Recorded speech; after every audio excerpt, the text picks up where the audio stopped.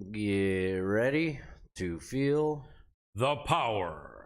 That's Colin Crandall, myself, Adam Roorda, right over here, and over there's Colin. I'm sporting my Midwest vibes here with the Bass Pro Shops hat, but definitely if you're an outdoor gear person, head on over to Bass Pro Shops. They are not even sponsoring us. I'm just wearing it, so I wanted to roll with it. We are sponsored by Lith Token. Head on over to LITH token.io.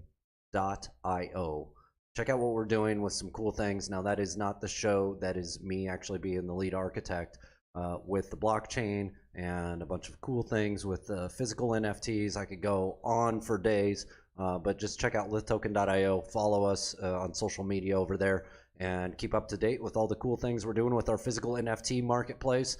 And hey, we're doing so much fun stuff. Just be a part of the team. Come in, join the community. We've got a ton of people joining us. Colin, we've got some amazing guests tonight here, and with you always bringing amazing guests, I always want to make sure I also shout out what you have for a company here that you decided to buy a few years ago, and it is crosstrainmmafighter.com.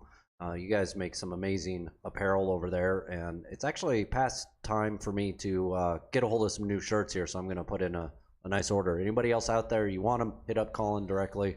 It's the way to go about it. Absolutely. Really appreciate it. Dr. Adam Roorda, these are some of the most flattering athletic t-shirts. They look good. They make you look in better shape. If you're not in too good shape, they make you look in fantastic shape if you're already in good shape. The top quality 30 single comb cotton and others, proprietary blend ingredients. A great t-shirt for you. And I will make some deals here for people that support and follow MMA Power Hour, and I'm wearing the MMA Power Hour shirt. We don't have a run on these, unfortunately, coming up anytime soon, but we may as time goes by. If people put in some requests, pre-requests, or if you want to pre-order or just anything, let us know, because the same quality goes into this shirt. And yeah, Dr. Adam Roorda, Lith Token is great. I support that, and he is the blockchain architect. I, on the other hand, am the blockchain architect when it comes to MMA interviewing and media.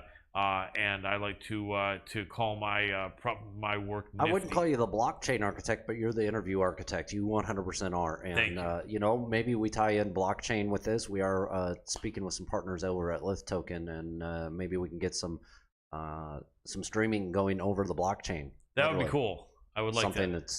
There's one company out there doing it. It's really difficult to do and really expensive, but hey, if I could do it, I'm going to decentralize it, make it more exciting and fun. And we love everybody's support in general for this show. Don't be afraid to throw out a tip here on YouTube on the Hannibal TV. If you do that, we will see it. We'll get a notice, and that's how you get us to answer questions when our guests are live. Absolutely. We really appreciate that, and we have an arrangement with Hannibal there, so there'll be no argument or questioning. Everyone gets happy if you can throw out a tip here in the MMA Power Hour to $1, $2, $5, $10 if you like what we're doing. Also, if you have any questions that you would like fighters asked live while they are on, we would ask that you throw in a tip for that, and we will make sure to get your question in there. But yeah, we've got still a little bit of time, Dr. Adam Roorda. Yeah, and we've got some people coming in and saying hi, and I somebody saying liberals are beta. Yeah, there we go. Yeah, I know it, baby. I know it. And what's the first? Two conservatives right here. That's right. Libertarian conservatives, and we believe it. Elon Musk taking over Twitter. Love it. This musky smell smells so sweet. Man, but he's a socialist too. Well, I don't know. He is. He's hidden that. He's a self-proclaimed socialist. What he is he's a corporate socialist. And whatever, you can feel how you want about it. I am all about his move with Twitter, though. Absolutely. I'm not going to be upset about that. Absolutely. You can't be. It's making people cry on both sides. So exactly. I love it. Freedom of speech is back. And then let me see what we have here. What is that English? That's not English, that last statement, is it? Yeah, of course it is. It says Bruce Lee was experimenting with MMA back in the 1960s. Yes, he was. I'm glad the person mentioned that. That is very, very true. Obviously, the phrase MMA hadn't been coined, but Bruce started really realizing that taking something from different styles and something from everyone and then adapting a skill set that works for you would be the best. And he did start learning some ground skills from my dear friend Judo Gene LaBelle, who's going to be 90 years old in October. God bless him. He is a legend. And so Bruce's ground skills mostly, if not exclusively, courtesy of judo, Jon Liddell, and his striking skills. He had his own. I think he saw some Thai boxing that he liked and incorporated some, and some various different Western boxing skills. And so, yeah, I think Jon Liddell and Bruce Lee were both way ahead of their time as far as mixed martial arts. Because not only was Jon grappling, but Jon also, I think, boxed Golden Gloves, or at least could have, was a very skilled boxer. And, you know, just both guys were amazing and good friends. A lot of people don't know. And God bless Bruce Lee, and God bless Jon, still on this earth, for about to be 90 in October. I hope he makes 100. God bless him. He's a wonderful guy. Absolutely. And getting asked the question here, what is the greatest finishing move ever? What do you think, Colin? I think the bulldog choke. No, you know, and the finishing move is funny because they didn't actually mention submission hold, although finishing hold is kind of an old catch wrestling term, which could mean submission hold. You know, it's so hard to say. I like a heel hook. A heel hook is one of the most damaging submissions out there. You can, I think I mentioned this before on the show, most of you guys know, you can break 3 bones with a turn of the ankle, breaking the ankle, the shin bone, and the kneecap, tearing, just popping everything. And super dangerous. Usually people will tap out to that. In fact, it's extremely rare that someone doesn't tap out to that. And I'm happy to see that people get a heel hook. We still don't have a lot of injuries. Although one thing a lot of people don't know is in the UFC, people are getting injured a lot. Even if a hold is on and turned a little bit, you can have some strain and some ligaments and even some tears. You're not hearing the fighter complain, and if it isn't completely broken, even sometimes if it is, sometimes the fighter gets up and walks away at least for a few seconds with all the adrenaline. And so these fighters are taking more damage than a lot of people think from these submission holds. When you see them get out of them, most of you know, a lot of time it's not getting out scot-free. It's getting out with anywhere from some damage to a lot of damage. So a lot of respect to fighters that will fight through a submission, and respect to a fighter that is caught and knows he or she's caught and then taps out. There's no dishonor in that as well. Anthony's over here saying it's the Orndorff's pile driver.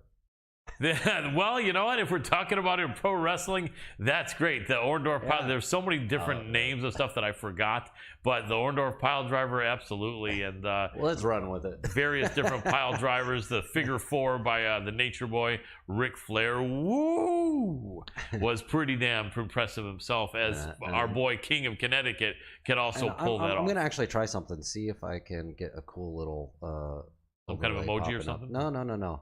I'm going to try to do this because it actually goes. Let's launch this and see if it works.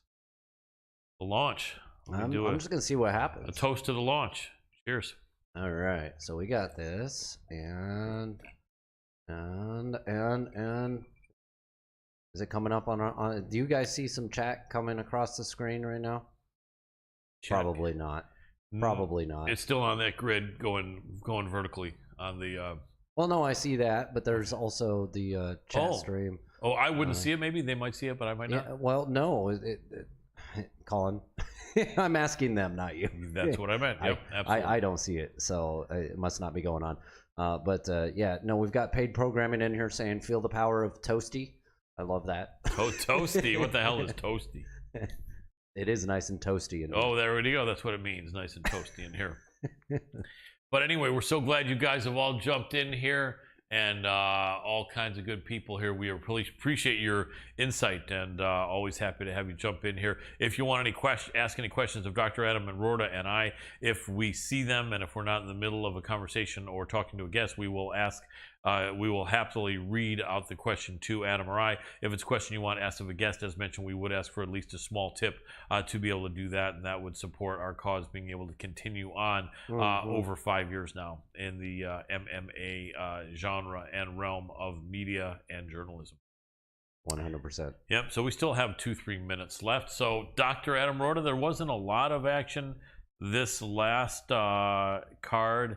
You know what? One thing I think a lot of people realize, or maybe it's just those of us over 40, or well over 40, that realize that once a card is over on a Saturday, sometimes by Tuesday we don't remember who was in the main event. You know, kind of sucks because I'm like, it was a pretty good main event. The card wasn't really big, but the main event was pretty darn good. And now I cannot remember for the life of me who was in that freaking main event. You know, was it? Wait a second. I have to laugh. Yeah, I know, man. It's sad. You know what? I've talked to several people who are not that old, and they've agreed because it's like you put that out of your mind, and because already the next Saturday, you're going on to the next Saturday, right? We have Friday, and Thursday, you know what I mean? Wednesday, exactly. And so, but man, I like have no freaking clue who was in the freaking main event this past Saturday. I'm gonna roll with it. Yeah, just let it be right now. Exactly. As the Beatles would say, speaking words of wisdom, let it be. Yeah. But we do. Congratulations on the air on Saturday in Bellator. Our friend and guest several times over, Rafael Super Stotts, the new Bellator interim bantamweight championship. What a great guy. We've had him on for probably 3 years, Dr. Adam Roorda. I think we've had him on 4 or 5 times. Super cool, dude. You admitted it. I admitted it. This guy has a skill set for the millennium. The new millennium, or however new that we've been here for 20 years, but a modern skill set is held by Mr. Rafael Stotts. It's very rare that someone can have high level of one grappling skill set, wrestling or jiu-jitsu, and also have a very high level striking. Well, he survived the year 2000 doomsday, so we all made it. Yes. We made it through, and he's definitely got the skill set beyond that. Yeah, you know, maybe 10, 15, 20 years from now, all the guys are going to be Rafael Stotts guys that have great hands, great grappling. I have a feeling most of them will be. It's evolving so much. Yeah, it really is. But right now, though, there's still, you know, a lot of people that are good at all skill sets, but far superior in one to the others. Whereas Rafael, I think his hands are so good and his wrestling is so good and his jiu-jitsu is good, you know. So big respect and props to Rafael Super Stotts. And now his next task will be to fight his friend, the actual champion, Sergio Pettis, who was injured, which is why they created this interim title. And that's going to be tough. You hate to see two guys that have trained with each other for years fight each other. But most of the time, Dr. Adam Roorda, there's several fighters that really have grown up with each other or have trained with each other literally since they were 18 and now they're 30 and they won't fight each other. But most guys, even if they've trained with someone for 4, 5, 6, 7, 8 years, will say, I don't want to fight him unless it's for a title and a lot of money. And so that will be the case, and they will fight as soon as they can get an okay and an idea of when Sergio Pettis is going to be 100% ready. I would imagine it should be sometime this year, I would really think, but definitely later in the year. We shall see. We shall see. Well, anyways, Colin, we are ready for our first guest. Yes. He's online, so let's give him a call. I have to close out of a program here that eats up. No problem. Heat it up, baby. Cool it down. It eats up bandwidth and memory, so bear with me a second while I do that. Okay, so while Dr. Adam Roorda is doing that, I can do something other than drinking water and say that we're looking forward to this next fight card, but we're looking forward to this next guest even more. So as Dr. Adam Roorda is working that out until I hear the Skype signal, I will say that that card Dr. Adam Roorda is having me look at can't be this Saturday's card, I think. No, that's May 7th. I knew it could be. That is May 7th. There's the there we go. There we go. Yeah. Is, Marlon Vera, Rob Font. Well, I'm ready for the call though. Let's do it. So let's do it, brother. Skype dance, baby. Right. Hey, Devin, can you hear me? Excellent. We see you there, and then you're gone. So if you could, there you go. Fantastic. All right, you're not going to see us, but as long as you see yourself in the frame, you're good. And there we go. Fantastic. And can you hear me clearly? Yeah, I can hear you great. Excellent. Okay. And volume is volume's okay? Dr. Adam Roorda says it's okay. All right, Devin, let me give you a proper introduction since we are live. Ladies and gentlemen, happy to welcome back on the show a very exciting fighter coming off a big win earlier this month over William Knight. This is the man they call the Brown Bear, Devin Clark. Welcome back to the show, Devin. Thank you. Thanks for having me on. You're very welcome. Appreciate you, man. So you are normally a light heavyweight. This fight became a heavyweight fight. because I think neither of you had much notice. How much notice were you both given? About 2 weeks? And then I'll ask some more specific, particular questions. I think it was about 2.5 weeks. Okay. Gotcha. Yeah. Sorry to interrupt you. Okay. So how soon after getting that 2 or 2.5 week notice did you hear that the night camp needed to make it at heavyweight? It was right away that we knew it was heavyweight. Okay. And that's yeah, cool. That was the fight offer. It was so I was supposed to fight a Russian guy, and he had visa issues. And they said William Knight will take the fight, but it has to be at heavyweight. Gotcha. And I didn't even think to ask for a catch weight or anything like that. I just assumed he'd be around 240 or so, but that wasn't the case. No, exactly. And you came in at what, 225 or something? 223. And I think I was actually lighter when I got into the cage. It's probably like 221. Right. And he was like, what, almost 260? Probably. He's 251 at weigh-in, so. Crazy. I mean, that guy already is a tank, and he even looked like more of a tank at the weigh-ins. And so obviously that surprised you. As a professional fighter, I'm sure you're not scared of anyone. But did that put you off at all? Were you thinking that had I known this guy was going to come in that heavy, I would have maybe trained any differently? Or what was your initial thought when you saw it? And how soon did you learn he was going to be that heavy? Was it just that day for the weigh-ins? It was that day at weigh-ins. I was actually, somebody had just messaged me and was like, how much did he weigh? And I hear it over the speaker because he was one of the last ones to weigh in. He just kind of took his time. I hear 251 over the speaker. I'm like, oh shit, maybe I should have asked for a catch weight, but obviously in all joking manner, because at that point it doesn't matter what weight he is, what weight I am. We're fighting, and you just got to think in your head that it matters. Absolutely. Now, you fight a lot of fighters that are either your height or many of them that are taller than you. This is the first time you were going to be fighting a guy a little bit shorter than you and also kind of like built like a tank. Did you have kind of a strategy and a game plan? In fact, that's a good question. Do people kind of build strategies based on the height of their opponent? I mean, I would imagine it's a factor that does count for something, but what was your thought and strategy going in for a rare occasion fighting a guy that you had the length advantage on? Oh, absolutely. Especially for me, like you said, a lot of the guys I fight are at least a little bit taller than me. Yeah. And so in this situation, I can use my jab a lot more, and I can be safer when I'm using my jab. Don't have to be as quick with it, which I was even quicker with my jab for whatever reason. But when you're fighting a shorter guy, you have the range on him. I think it's a little bit easier. You kind of see stuff coming a little better and whatnot. When I'm fighting a taller guy, I have to cut the distance in my own little way and actually, use speed and a lot of footwork and stuff like that. So yeah, it is a different setup, and you do train for it a little bit, or at least per fight. At least there's some things to keep in mind when you're going into the fight. Obviously, you have to approach things a little bit differently. Gotcha. Now, there were a few clinches, I think, in the fight.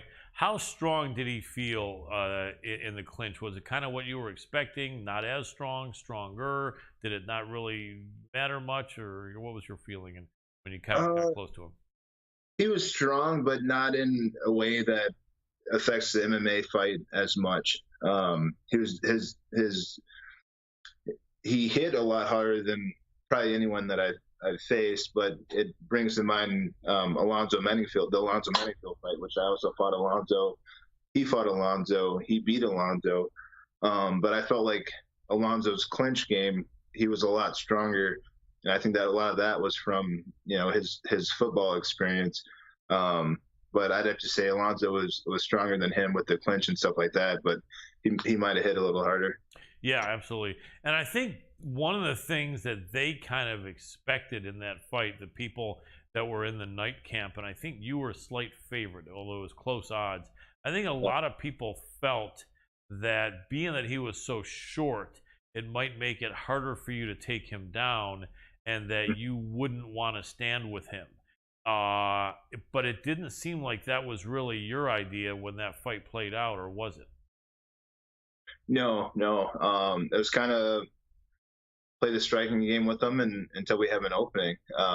I'm working with a new camp now in Denver at Team Elevation, and we worked a lot on just setting up our entrances and using our striking until we have an opportunity to get in and really set that opportunity up instead of forcing it like I usually do. Absolutely, and you looked really good there. Elevation is a great team. I know that over in Colorado, there's a couple teams, Factory X, Elevation. I guess one was Genesis, or I don't know if Genesis still exists. And can you clear up? I know I've talked to several guys before. I had Justin Gaethje on a couple years ago, and I'm still almost a little bit confused. Elevation is Elevation, which is not Factory X, but once in a while you guys see each other, and there's no more Genesis fight team, or is there? Can you clear that up for me? I'm not sure about the Genesis fight team. I think they're, yeah, I'm not sure about that. I'm new out there. This is my first camp out there, and we kind of went in there with or I kind of got there at a different. They were kind of changing things around a little bit as well. But yeah, I mean, I work with my coaches, Cody Donovan and Vinny Lopez, and we have a little bit of smaller group. And that's the cool thing about Denver. There's so much training there that a lot of guys are spread out a little bit. Even on Team Elevation, they'll have different coaches, but then we all kind of get together for a team deal a few times a week or whatever. And so it's still very much a team, but a lot of guys have their own individual coaches. Gotcha. Can I ask who some of the guys that helped you for the camp were, or are there any big names that people would recognize that you see over at Elevation, whether you train with them or not? Curtis Blades, Gaethje's out there. Zach, I forget how to say his name. Apuega, he's a heavyweight. Okay. So he's gonna get mad at me for saying his name wrong, but yeah, we've got some good guys in the room. So yeah, definitely a lot of killers in the room and good up and comers as well. Absolutely, we're gonna have Curtis on next week, by the way. Yeah. So he's an amazing fighter. But yeah, so after you won that fight, that was a great feeling. I mean, you looked really composed. Your striking looked better than I had seen it before. I'm sure Elevation was partly due to that, the team and the training you got there, and just you being determined and getting better and better. That had to be a great feeling, getting that win. Did it make you think a little bit about heavyweight, or you're pretty certain that's going to be a one-off, at least for a long time? After a performance like that, it's hard not to think about it, right? Yeah. But I got to keep in mind that he's a smaller heavyweight and he doesn't cut from 270. But there are a lot of guys in there that I see myself doing really good against. It's just, and I'm sure I'll be a heavyweight here in the next couple of years. But right now I'm going to go back down to 205 because I can make the weight, and I still have ambitions at 205 to be a champion, and I still think I can with the adjustments that I've made. If I can be that strong and finish people at heavyweight, there should be no reason I can't do it at light heavyweight. And I feel like even though this was a heavyweight fight, I was quicker than a lot of my performances in my light heavyweight fights because of my footwork and the new stuff that I'm working on. Absolutely. Did he ever hurt you at all? We see a little bit of a shiner under the eye, but that doesn't necessarily mean you were hurt. Did he ever hurt you with anything? A couple shots got through. After he threw a jumping knee, it hit me like right here, thankfully, instead of the chin. It hit me here, then he kind of did a barrage of punches, and I was just kind of covering up and protecting myself. Then he was so strong with his punches that he threw a couple of them, the last two he threw, and they hit my hands, but they still got through. And that's when I'm like, oh, okay, I need to take him down right now. So found a leg and got safe. But yeah, he caught me with a left hook here. Cut me open. I had stitches in it. Just got the stitches out today, actually. Yeah, he definitely has some power, and he's a quicker. Like for all the muscles he has, he's pretty quick and limber and athletic. It's too bad that he doesn't personally have any kind of really a wrestling background, because that probably could be something that could help him a lot. But he is very strong. He is short and compact, and a tough guy. I'm sure he'll be back. But that was a good win. And I was thinking to myself, it was a heavyweight fight, but it was against two guys that are definitely, top 30 guys in that light heavyweight. So my feeling is they should definitely let that fight mean something in the light heavyweight division, and I would hope and think maybe you would move up several spots, possibly to be in the top 20 or anything. Have you heard anything about that, or does that even really matter to you? I haven't heard anything about it, and honestly, I don't per se care about it.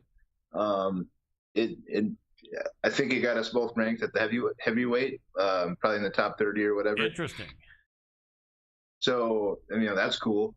Yeah, definitely. So your next fight, you think you do want to go back down to light heavyweight unless some really good opportunity presents it. So how does that work? Like, would you talk to Sean Shelby or Mick Maynard and say, hey, you know what, that felt good. If you guys got something for me at heavyweight, hit me up, or light heavyweight? Do you put that in their head? Is that in their head naturally, or do you assume that they're not going to look for anything for you at heavyweight, or do you go and actually tell them what you're wanting based off that situation?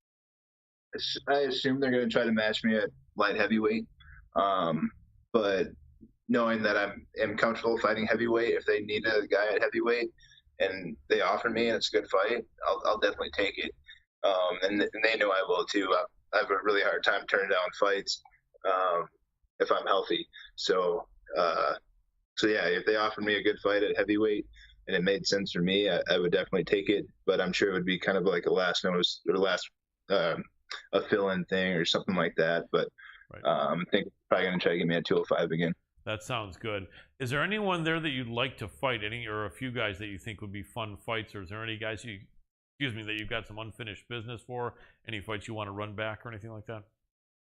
I want to run all of them back that I lost. That's for sure.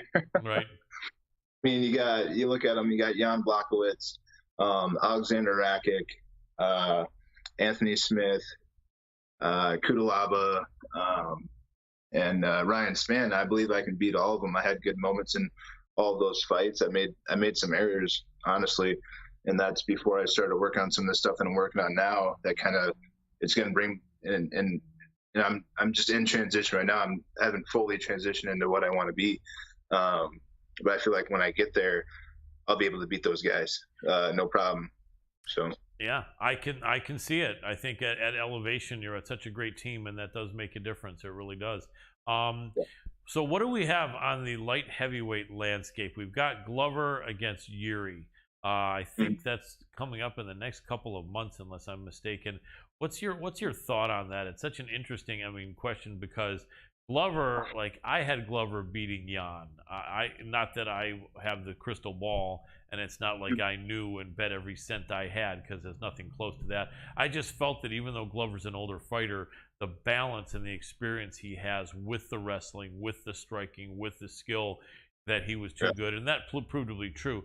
Now we have Yuri, and Yuri's only has 2 UFC fights, if I'm not mistaken. Who did Yuri beat again? Can you remind me? What'd you say? Sorry. Who did Yuri beat? Yuri in his 2 UFC fights. Did the other kickboxer, I think. Ozdemir, maybe. Ozdemir, the Swiss. Okay, and then he beat someone else too. But yeah, he moved up quick. What's that? Said he moved up quick, but I suppose when you're a world champion in kickboxing, wherever he came from, that's easier to do. Yeah. I still think, though, that he's kind of a little bit of an untested, unproven commodity when you're talking about fighting for a title. What do you think? It's interesting because in betting MMA is so tough because you never know what can happen, right? One guy can be winning an entire fight and get knocked out or get subbed or break his leg. It really is the chess match of MMA, and it's one of the hardest things to bet on. I think that you guys that fight at the high level probably have maybe a little bit better insight than even really the best handicappers. But I think to a certain extent, there's not anything more than we can answer when it comes to 2 fighters that both have tremendous skill. But how do you feel the Yuri versus Glover fight pays off? Glover at some point is going to lose a step, being that he's 41, 42 now.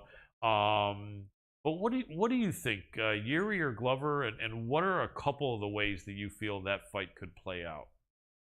Well, it's a super interesting fight because Glover does have the experience. He's a decent wrestler. He's got a chin on him. He's tough. He has aged a little bit, but he's the type of guy you want to count out just because of his age, and he's got to be slowing down. But him and Jan have obviously surprised everybody. Yeah. But Yuri is so unpredictable, and he's got the good striking, and he's quick, explosive, unorthodox. Kind of, obviously, I picture myself fighting him, and he's kind of a hard guy to train for. And if it was me, I'd have to focus on the wrestling and grind him out a little bit. And there's a possibility Glover can do that. If he can do that, he can win the fight. But I think a safe bet would be Yuri. Yeah, interesting. You go for Yuri, and I don't know who's going to be favored in that fight, but it probably is going to be pretty close. Yeah, it's going to be interesting to see. Yuri is an interesting character, but there's an interesting logjam at the top of light heavyweight. It is starting to get more and more deep, a bench, as they say in team sports. You got Glover, you got Yuri, you got Rakic. You got Magomed Ankalaev, you got Paul Craig, you got Jamal Hill, you got yourself in there, and Jan Blachowicz, and a lot of different people that are really, really good. And it's going to be interesting to see what unfolds there. But definitely, I think that you should be in the picture there, and I think there's some really good fights for you to have. How many times a year do you like to fight? 3 or 2 or 4, or what would be a sweet spot for you, do you think? 2 to 3 would be good. Okay. 2 super comfortable with a couple of good wins, but 3 would be even better. I think 2020, I think I had 3 fights in 2020. That was my most busy year. And it felt good to stay active and stuff like that. Last year I only fought 1 time and it sucked. Yeah. And you had 1 so far this year, right? Yeah, 1 fight so far. I should be able to get at least, for sure another 1, if not 2.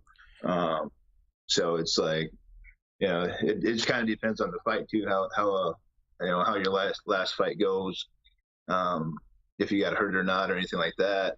After my before this one, when I fought Kudalaba, my teeth got messed up, so I had to take a little bit of time off. And that's not just physically to heal, but mentally to heal. When you have an injury like that, there's stuff that goes through your mind. And the last thing you want to be is in a fight thinking about the previous fight where you almost lost your teeth. Yeah. So it's you got to recover, get mentally right and physically right, and ready for a fight. So I think it kind of depends on the fighter and how they're feeling from their last one. Absolutely, that makes sense.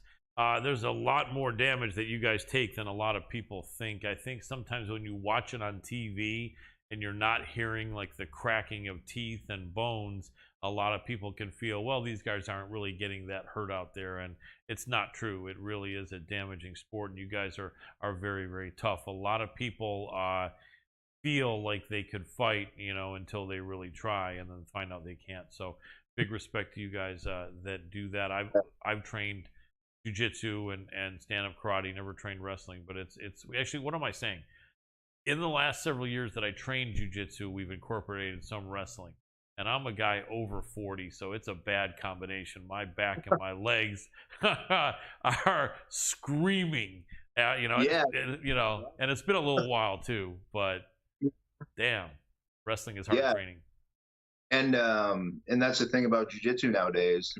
Wrestling's getting way more involved in jiu-jitsu. You have a lot of wrestlers coming over doing these jiu-jitsu tournaments, and you teach a good wrestler a rear naked choke and defend some foot lock, ankle locks, foot locks, stuff like that. It's a hard deal to deal with.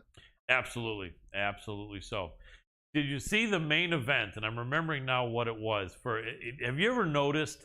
I wonder if this happens to fighters. I bet you it does. I don't know how many UFC fights you watch, but I'm sure occasionally. I'll ask you that question in more detail in a minute.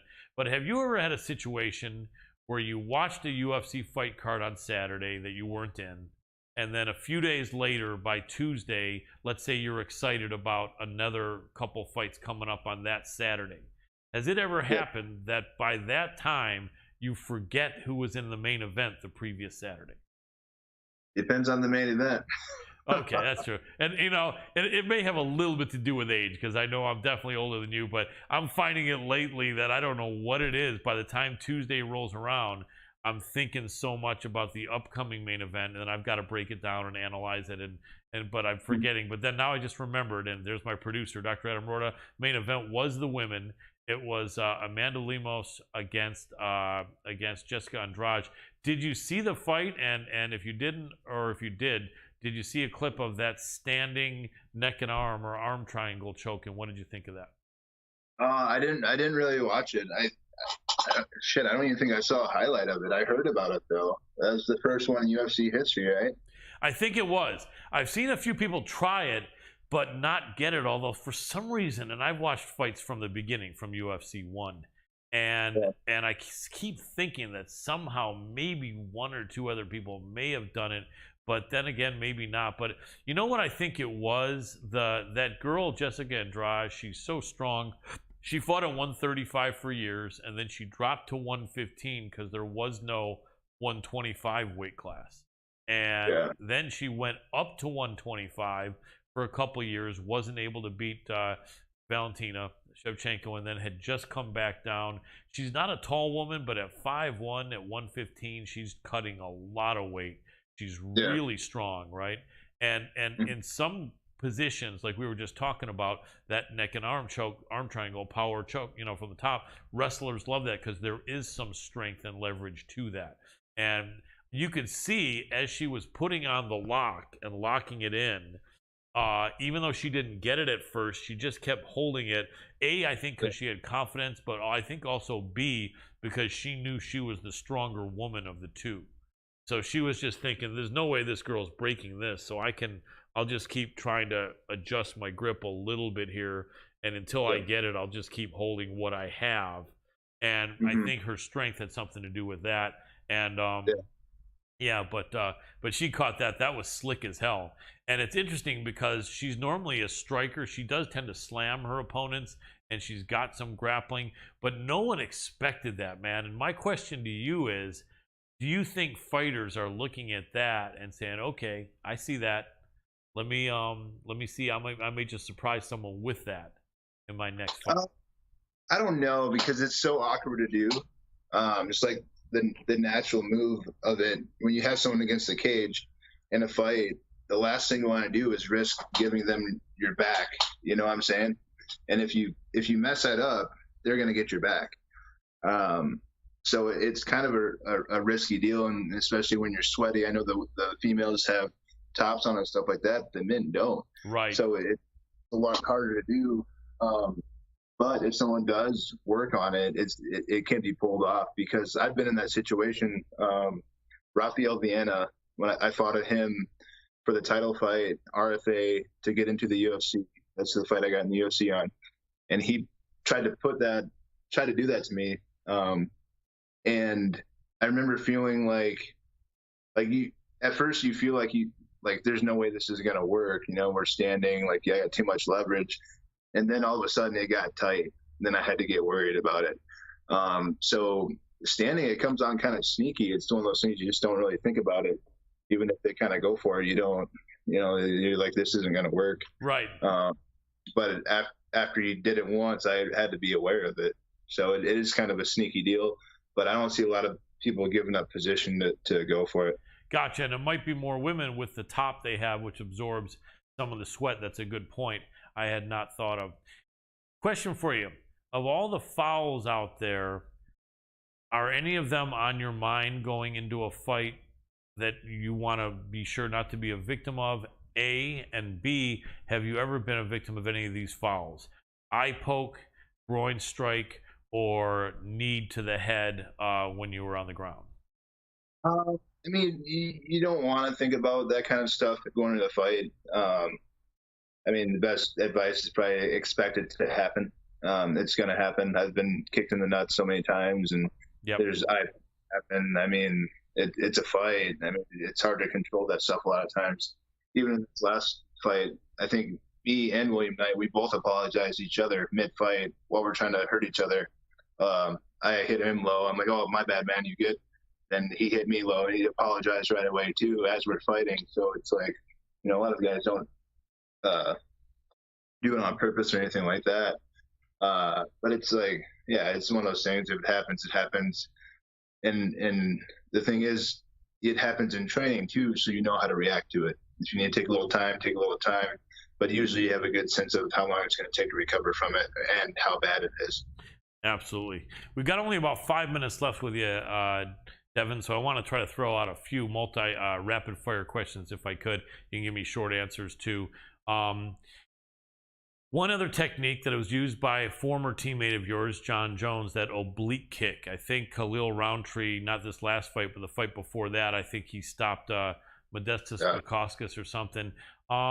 That's come under a lot of scrutiny as far as people really not liking that, because essentially they say it doesn't take a lot of skill to bring your foot and your sole of your foot down and blast a guy's knee out, although I'm just saying what they say. And it's also can be very damaging and almost like a dirty shot. What's your thought on that? Does it take some skill, and is it a viable technique, or would you recommend not? And if someone used it against you, would you have any bad feelings or what? I think it's a great move. I did it, I think, 3 or 4 times against William Knight, and he was fine. I think it takes a lot to really injure somebody. You have to hit him. In that Clay Roundtree fight, that was kind of a freak deal. He hit that angle just right, kind of got a little bit lucky with it. The guy has to step just right for you to land it like that to blow out somebody's knee. I mean, you got to be really flat-footed to get super hurt by it, I think. But if you time it right, you can really hurt somebody. But I think it's all fair. I mean, we're literally trying to knock each other out. If you can kick somebody in the head, I don't see why you can't kick him in the knee. Knees, it's messed up. Knee injuries suck, but head injuries are worse, and we're doing that anyway. So I think it's fair game. Absolutely. And speaking about your former teammate, did you ever put in any hours in the cage with Jon Jones? Oh yeah. We got quite a bit of sparring, quite a bit drilling in. He was a great mentor for me. Very good mentor. He was the best for a reason. And working with him, you can see why. Absolutely. Can we see him at heavyweight, in your opinion? Will we see him at heavyweight? What do you think an ideal weight for him would be, and how far do you think he could go? I think he actually put out a tweet today saying Stipe won't be ready till September, so it looks like he's on board with that fight. From Twitter, anyways. I would guess probably 240 to 250. I'm not really sure what his weight's at right now, but I know he'll be in shape. He'll be big, big enough. Jon's a true professional. He knows how to get ready for anything. He really does. He's so good at this. So many years of experience and being in the right mindset, the right physical shape. Although it's a different weight class, he's so good at what he does. He'll be fine. Last question. If he fought your teammate Curtis Blades, that would kind of suck, wouldn't it? Because you trained with Jon so much and you train with Curtis. What would you do? Would you just kind of step out of that as far as anything, or would you still try to advise and help Curtis? I would try to keep myself out of it as much as possible, because I'm good friends with both of them, so it makes for an awkward situation. But at the same time, we all understand the deal. It's a business at the end of the day, and there are no hard feelings. But I'd hate to have to choose people and stuff like that. So yeah, I would definitely try to stay out of it. That'd be a hell of a fight, though, wouldn't it? Yeah, definitely. Absolutely. Well, Devin, let us know where the best social media place is that you're trying to build up, or where you'd like people to support you. Yeah, Instagram and Twitter, at Brown Bear UFC on Instagram, at Brown Bear C on Twitter. And yeah, thank you, everybody. You're very welcome. We really appreciate you, Devin Brown Bear Clark. Man, you're a class act. You're a great fighter. Super impressed and happy to see you pull off that win in heavyweight, and can't wait to see you back down at light heavyweight or heavyweight in the future, man. Keep up the great work, and thank you once again for jumping on with us in the MMA Power Hour. I appreciate it. Thank you. You're very welcome. Have a good night. That was Devin Brown Bear Clark. Dr. Adam Roorda, always a good guy. That would be interesting, wouldn't it? Because he trained with Jon Jones. I mean, they were in the same weight class. So he probably got hundreds of hours of training with Jon Jones, being over there at Jackson Wink for so long. And yeah, with an interesting one to watch. Well, Jack against Curtis, because Curtis we've had on, and Curtis is coming on next week, and Curtis is so good. That would be crazy. But man, I think Stipe, who's about 40 years old now, probably would be the easier fight than a 31-year-old Curtis Blades at this point for Jon. So I think Jon's making the best choice, but can't wait to see Jon at heavyweight. Long time coming. Anyway, are we ready to do a little Skype dance here? Yeah, we'll give it a second here. Just send off a message saying we're available shortly. So Alrighty. Here we go. Let's give it a whirl and see if we get them in here. It says do not disturb, so we'll see if it goes through at all. Should. Yep.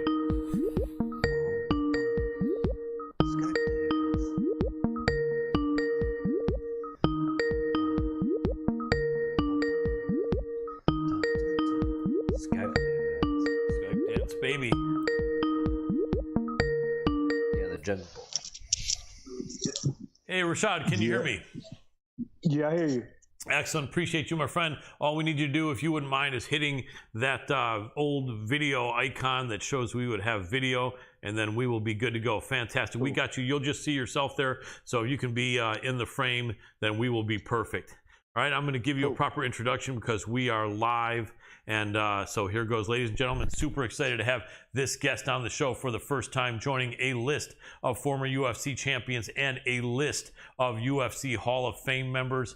He went to Michigan State. I'm a Michigan boy, so although I know he's not from there, huge respect for him and huge love. We're talking about the man they call Sugar, Rashad Evans. Welcome to the show, Rashad.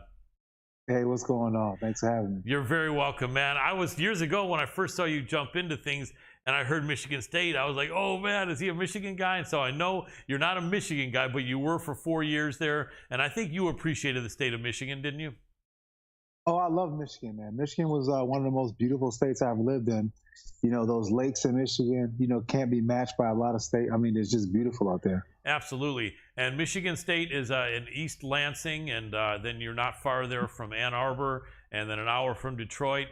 Did you have a lot of places that you explored while you were over there, or were you mostly staying around school? No, I went all over Michigan. I went over to, Michigan University. Was Ann Arbor, Detroit. I was all over, man. I was even up in the UP. Nice. You met some of those Upers up there, right? Yeah. Very cool. Yeah. I remember back in those days, they were saying Elvis was still alive and he was up there in the UP. You remember in that? The UP. That was awesome. The Upers. Yep. Man, oh man. Well, I tell you, Rashad, so much to talk to you about. I've been a fan for a long time. Just to introduce myself, I'm a guy a bit older than you. I was training martial arts way back, and I had a friend who was training with the Gracies in their garage in the late 80s, early 90s.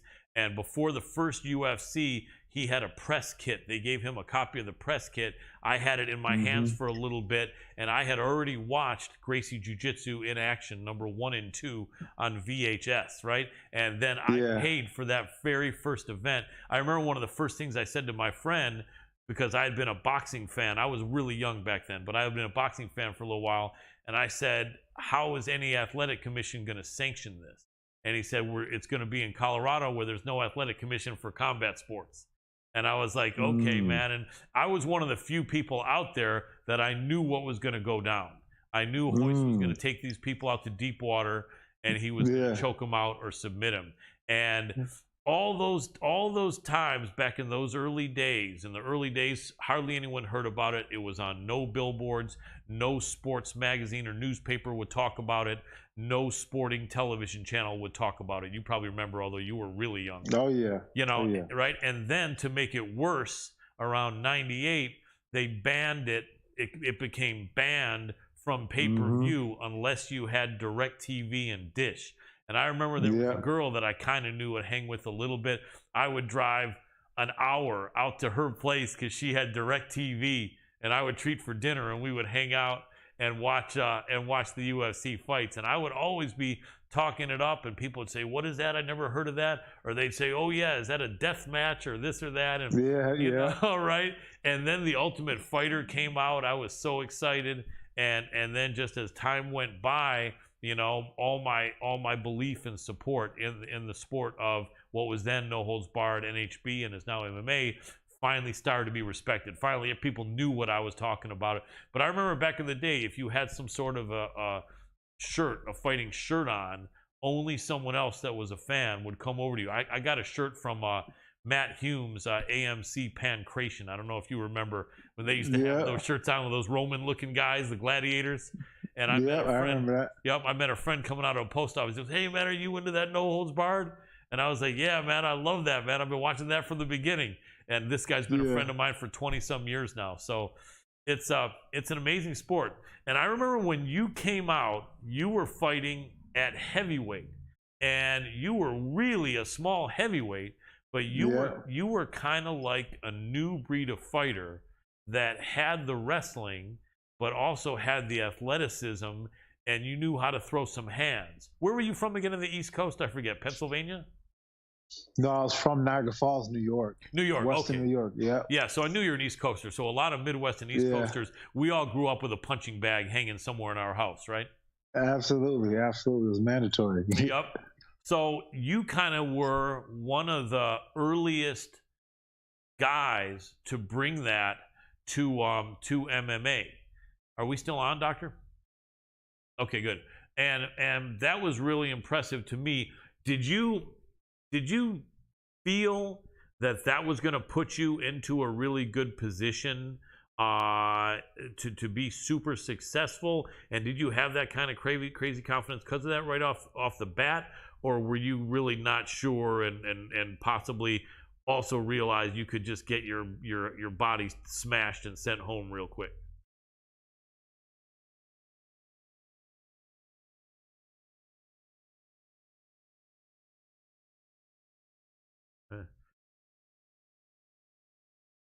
Will he hear me if I say something, Doc? All right. Rashad, hold for 1 second, will you? This is very rare, but I'm so sorry to interrupt you, but we're having a technical difficulty real quick here. It could be something to do with the live stream. I really apologize to you. Give me 1 second, and let me see. We have a question on the screen. I'm sorry about that, Rashad. Give me 1 quick second. My producer's working on this, and hopefully any second. I see the lights turning, screen turning, and hopefully we should be good any second. Maybe I need to say a silent prayer here. I think I will.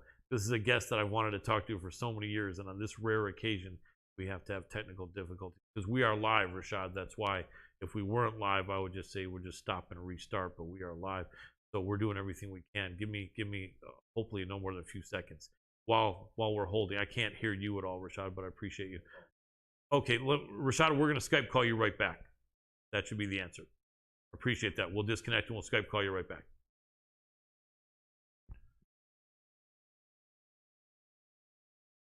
This is a question you want me to ask him, Dr. Adam Roorda? Okay.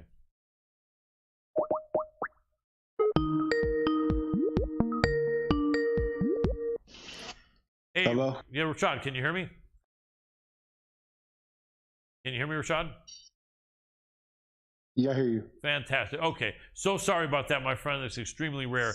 But play it back. I think we missed maybe about 10 seconds that you were answering my question about your mindset. And if you knew that you were bringing kind of like a modern skill set that would give you a great chance of success or not, or what your thought was coming into the UFC so many years ago. Yeah, coming into the UFC, I didn't really know how my skill set would match up with everybody else, but I knew that I was fast, and I knew I had wrestling, and I knew I had a little bit of hands. So for me, it was just all about my movement. I really wanted to go out there and just kind of like that's why I would go out there and dance a lot and just kind of move around, because like through my movement, I found my groove, and then through finding my groove, I found that my unique expression, and I felt as when I did my unique expression, people had a hard time dealing with that style, So it just made me just kind of, be more of a student of just kind of being original, kind of just, learning my game, taking time to shadow box and just listen to music and just kind of get into my own rhythm and, kind of work on just perfecting my own style. But, I just felt like the movement would be, that was the thing that gave me advantage. Absolutely. Now, before you were the coach at The Ultimate Fighter, you were a contestant on one of the seasons. Who was the coach when you were a contestant? Matt Hughes and Rich Franklin. And which team were you on? I was on Rich Franklin's team. How did you feel about that, and what are some of your more interesting or positive or even negative memories of that experience? It was a great experience, but like being in the house was really hard because you're in the house with people you don't know, and you're dealing in a high stress situation. Like back in the day, they were still trying to figure out like how they wanted to do the show, so we were like test guinea pigs. So that's when they were still doing challenges. So they would kind of like do crazy stuff. Like they made us do a 3-hour workout one time. That was like high intensity. Mm-hmm. We were heavyweights. A lot of people hurt their back. It was just a crazy situation. But it was they wanted to get that for the camera. So it was a high stress situation. So what you found happening was like, when you have your hard days and you're upset about something, you'll kind of like have no one to turn to but your teammates, or the guys who are on the show. And then you start confiding in these people and they become your friends, and then you have to fight them. And then that's the hard part about it, because then you become friends with them, and then you gotta fight them. Like for me, it was hard because, everybody I had to fight on the show, or I became pretty cool with, except for Mike Whitehead. Right. But Keith Jardine, he was like my coach on that show. We were on the same team, and he was training with Greg Jackson, but I wasn't on the level as far as like technical skill. I was just more like just a natural talent that knew a little bit of this and a little bit of that, but I didn't have like the fine detail. So Keith would show me a lot of stuff that Greg showed him. So he was like my coach all season, and then I had to turn around and fight him in the semifinals, and that was like a hard thing to do. So it was very emotionally draining. Yeah, I can imagine it was. And was that, I was saying heavyweight, and I'm pretty sure I'm correct, that season was heavyweights, right? Yeah, we were heavyweights. Yep. Yep, that's right. And then you and Keith both found a good spot at light heavyweight a while after that. But yeah, I remember, I think the finals, and I think, didn't you beat a guy that was like 6'8" or 280 pounds or something crazy? Yeah. Brad Imes. Brad Ives, that's right. Yeah. And man, that was crazy because he was like 9 inches taller than you or something like that, and probably had to be 30, 40 pounds heavier.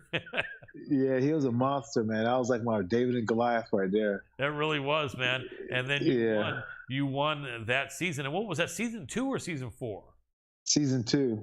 Nice. So there was only that one season before you, and that was the one that had Forrest Griffin. Yeah, Forrest Griffin, that had and Diego Sanchez. Yeah. Right, Kenny Florian, Chris Lieben. Yeah, man. Classic. Yep.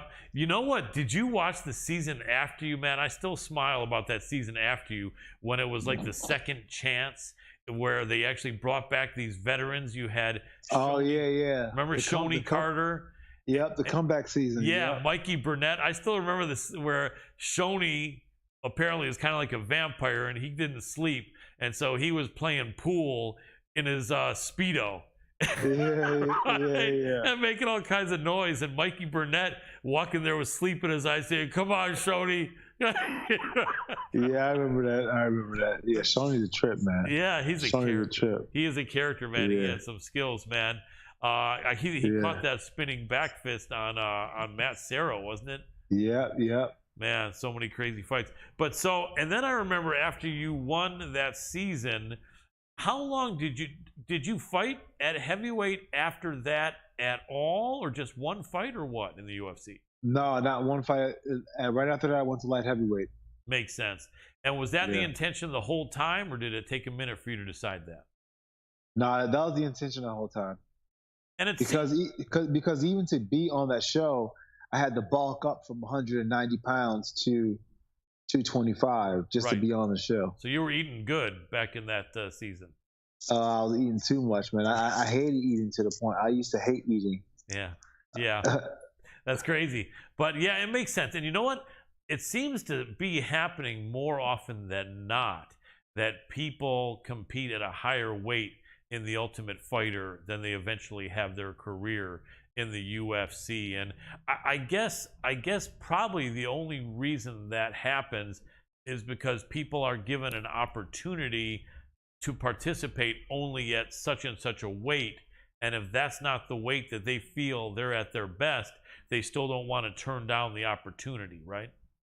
Yeah, that's very true.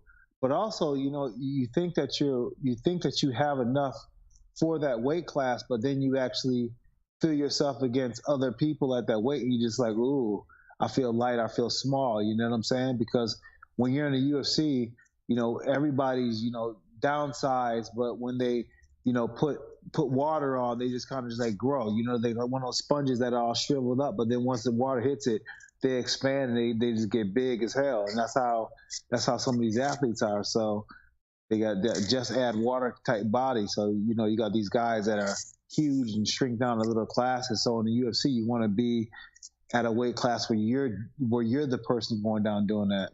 Absolutely, that makes sense. And especially in wrestling, you guys have that down to a science. It's kind of interesting. A lot of people don't get it. I'm sure some people do. And for those of you that do, I'm glad you get it. But the fact that wrestlers, ever since you guys were in high school, some of you started in junior high school, some started you in elementary school, you've learned how to deal with that pain and sacrifice and deprivation of cutting weight. And then if you take someone who's like 25 years old and they've had no wrestling background, and you try to say, here's what we're going to do, we're going to pull all this water out of you, it's hard. It's because it's such an unusual thing. Not that someone can't learn it, but I think it's just, I guess, the force of habit, understanding it and having your body understanding it, because it can be a dangerous thing. But I think just that wrestling background just makes the weight cutting for you guys not as big a drama, at least a lot of the time,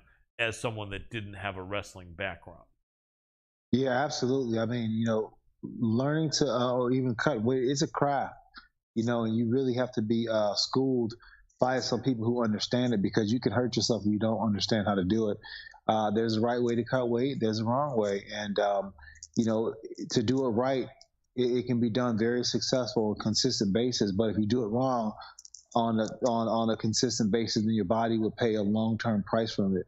I've seen people who actually ruin their bodies from cutting weight wrong, and it's just, it's a whole process. You got to be able to incrementally get your body down at the same, and at the same time be able to incrementally bring it back up with the fluids and bring everything back with the nutrients and things like that, so that when it's time to fight, your body isn't just, eating away at itself. And a lot of people, they just kind of rush and just kind of, try to crash and do it. And they burn out a few times, but it only takes them a few times, and having that scare like they're about to die to be like, you know what, I'm gonna make sure I get a nutritionist, and I'm gonna make sure I do all the steps properly in order to make it an easy cut. Absolutely, very well stated. So, couple things I think people may not remember. I think you were the reason that Michael Bisping went down to middleweight. Michael Bisping, we interviewed a year and a half ago. He liked being on the show with me so much that he voluntarily pulled out his eye, which was freaking awesome. And I love that he did that. He's a great guy. Big respect to him. But that was a big fight. You and Michael Bisping at 205, because I think you were about the same age, and you were the athletic, tough American with the wrestling background and the hands, but still even a little bit small. Even, I think, you were a little bit shorter than a bunch of guys for light heavyweight. Bisping was about 3 inches taller than you. He was kind of this long, lanky, brash Englishman, super confident. That was a big fight. What was your thought going into that fight? And after that fight, I think immediately after, even though he had his moments in that fight, he went down to middleweight. Did that surprise you? I felt as if like going into the fight, I thought I was going to smoke Bisping. I mean, like I thought like Bisping was tough, but I thought like he was kind of sloppy, and I didn't really think that he was as good as people were building him up to be. But then when we started to fight, wow, he transformed, man. He was just a different person altogether. And I knew like after the first round, like I won the first round, but it was like a lot harder than I anticipated. And I'm just like, man, I'm getting kind of tired. And I'm just like, then I started to kind of like get in my own head, like, wow, why am I getting so tired? And then in the next round, I thought I could try to match the same pace I had in the second round. And then he started to pick up his pace. And then it was like a very close round. You know what I'm saying? Like it could have went his way, it could have went my way. And then I'm just like, oh God, this is a close fight, because it could be either 1-1. So I'm just like, oh my God, I got to win this last round. So then I find myself in a desperation mode trying to win this last round. And he's gutting it out trying to win the last round as well too. And I was so tired. I was so worn out. And after that fight was over, oh my God, I was just like, wow, I had a whole new respect for him. But it was a fun fight, nonetheless. He was he was one of my toughest fights in the UFC. Absolutely, it was a great fight. I remember. Do you remember what year was that? Around like 2007 or something? Yeah, 2007. Yeah. Yeah, and that was a Michael Bisping, I think, with 2 fully functioning eyes, wasn't it? Yeah. So you could say you're maybe one of the last few guys that fight Michael Bisping, that fought him when he could actually see out of both eyes. But when he went to when he went to middleweight, I thought that was pretty smart because you were looking really good, even though that was a really close fight. I think he realized that he would definitely have some size on people and wouldn't have to deal with you at middleweight. So I'm sure you probably felt that was a good decision on his part, right? I mean, I never really thought of it like that, to be honest. I just felt like, maybe he just, understood the landscape at light heavyweight and understood the landscape at middleweight and realized that was the probably easiest path to go. Because if you think about it, back then it really wasn't, there was like Anderson Silva, and he ran the whole gambit on everybody at the middleweight weight class, and they were kind of like, trying to get fresh blood down there. So, I thought he made the decision because of that I didn't really think like, oh, it's because I beat him, Right. No, definitely. I'm not trying to say that. But yeah, he's a good guy. It's interesting how I think he was one of the few people before Conor McGregor that kind of caught on to the fact that, hey, if you're from overseas, you may not be having as many people cheer from you. So you got to try to have some gimmick. And I think the gimmick was like a brash Englishman. And he really embraced that. Not that he wasn't cocky in his younger days, but I think he even said that. He kind of realized that's what I'm going to do. People are going to come to see my fights, especially outside of the United Kingdom, because they want me to lose. And that'll bring people in, and people will be paying, for the fights, and it'll help the UFC. And, I think he had a good plan with that. Do you feel that if he had not injured his eye so severely, he would have won some more important fights later in his career? I don't know. I mean, he won the belt with that eye like that. You know what I'm saying? And that was probably, his best fight ever. I feel like, at times the eye hindered him, but I also feel like at times the eye made him fight bigger than he was able to that night. So I feel like I feel like he could have, went on and did better with the eye, but I don't know. I thought the eye just gave him a little bit more urgency. He was just really, a different kind of mindset when it came to fighting after the eye injury, because he knew he didn't have that much time in there, and he was really he really became a more aggressive fighter. And I just remember him fighting everyone after that whole eye injury, like Anderson Silva and everybody else after that. He was tenacious. He was even more tenacious than he was when I fought him. And he had a high pace when I fought him. But then after that, the eye injury, he just became a different animal.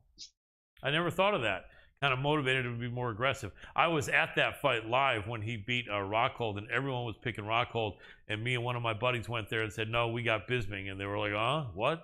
And then he came and he pulled that out. That was awesome. So happy for him. But I'm thinking back to another pivotal fight also, your fight against Chuck Liddell. Were you the first one to stop Chuck? No, Rampage stopped him. Okay. So you were second, but that knockout was amazing. That also, I think, really helped put you on the map. Going into that fight, did you have that confidence that you had that fight? What was your thought about Chuck Liddell and where he was at and the significance of that fight? I felt like Chuck was on his way, bouncing back. He just had a great fight with Wanderlei Silva, and it was like an epic, legendary fight. And he was on the upswing. He was looking good and looking like the old Chuck back on form. And when I had to fight him, it was all good during training camp. But then as the days approached, the reality of, me fighting Chuck Liddell, the Iceman, the guy who I, pretty much grew up watching on TV, I was getting ready to fight. The guy who, once I got into the UFC, my friend straight up told me if I ever fight Chuck Liddell, I'm getting my head, knocked out, Right. So I mean, I was fighting him. So when that reality kind of creeped in, I got a little nervous, and Randy Couture gave me a good little pep talk. And then after I had a little pep talk with him, like it was, it really just kind of gave me perspective, and it allowed me to just kind of, let go and compete the way that I know I can compete, and not, be so afraid to just go out and just let whatever happens, and that's the freedom part of it, is because in the fight, it's one of the scariest things you ever do, because, the not knowing, the uncertainty of what's going to happen, it scares the hell out of you. And, it can make you, fight like crazy, or it can make you a coward. You can be afraid to go out and really perform. So to be able to ride that emotional roller coaster and go out there and perform the way you hope that you could is a blessing. And when I walked out that night to fight Chuck Liddell, I was geeked. I was ready. I was so ready, in fact, that I forgot my cup at the hotel. Oh man. And I didn't know that I forgot my cup at the hotel until like I was getting ready to about to walk out, because I waited till the last minute to put my cup on, and I couldn't find it. So so then, Nate Marquardt just got done from fighting, and I asked him, could I use his? And I went out there and fought Chuck Liddell and Nate Marquardt's sweaty jockstrap, Nice. his cup. Nice. That's But awesome. I mean, it was disgusting, but at the same time, it's like, how bad do you want it? You know what I'm saying? How bad do you want it? Like, are you, do you want it so bad that you'll, wear another dude's sweaty jock strap? Yep. And go out there and lay somebody up, because that's how bad you gotta want it. That's how kind of be, your mind's gotta be like, hey, there's nothing that's going to stop me. There's nothing that is going to make me, throw me off my game from going out there and competing the way I know I can. Absolutely. I like that. And that definitely is an example of that. You got to sacrifice, and to achieve success and achieve greatness, it's not going to be easy. And it definitely takes a lot of sacrifice and things you may not want to do, or most people don't want to do, but you like to do it without a question. In fact, now I remember, and I'm glad you mentioned that, and once in a while, because like as I was telling you, I was there from the beginning watching UFC and Pride. So just to put the correct filter on the question I asked there, it was in Pride where Rampage had beaten Chuck Liddell. I do remember that. That was a really good fight. Dana White was there because Chuck had beaten Alistair Overeem in the first round, and then he went up against Rampage. It was a really good fight. Rampage beat him, but Chuck had come back and got on track in the UFC, and you were the first person, I think, to beat him in the UFC other than Randy Couture, I think. No, it was first. It was Rampage, because when Rampage came back to the UFC, he knocked him out. Oh, you're kidding? No, he did. Yeah, he knocked him out. Oh wow, Chuck, I did not know that. Okay. yeah, Chuck threw a right hand to the body, and then Rampage came around with a left hook. I gotcha. Okay. Still, though, it was a great win. That was a slick. What was Yeah. that, an overhand right you caught Chuck with, or was it a left? Yep. Yeah, Overhand right. Overhand right. That yeah. was awesome. That was a highlight. Did you get fight of the night or win bonus and everything there? Yeah, I did, man. It was a good night, man. It was definitely a good night. Without a doubt. Yeah. And sorry, go ahead.